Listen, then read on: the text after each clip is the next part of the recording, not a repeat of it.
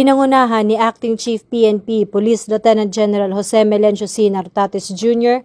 ang pagbisita sa Philippine National Police General Hospital upang personal na alamin ang kalagayan ng mga pulis na nasugatan sa naganap na trillion peso march.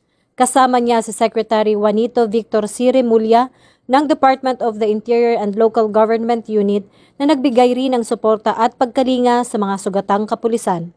Sa pagbisitang ito, kanilang inalam ang mga datos mula sa mga medical staff tungkol sa paggamot, paggaling at kalagayan ng mga pulis. Bagamat nakaranas ng pisikal na pag-atake at tinamaan ng malalaking bato, bote at iba pa, nananatili silang disiplinado at may malasakit sa kanilang tungkulin.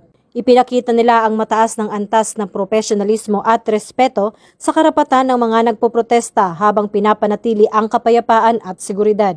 Pinuri ni Police Lieutenant General Nartates Jr. at Secretary Remulla ang dedikasyon at sakripisyo ng mga pulis sa paglilingkod sa bayan. Ang kanilang pagbisita ay patunay ng suporta ng pamahalaan at ng PNP sa mga alagad ng batas na nagsisilbi ng buong puso para mapanatili ang katahimikan at kalayaan sa bawat mamamayan.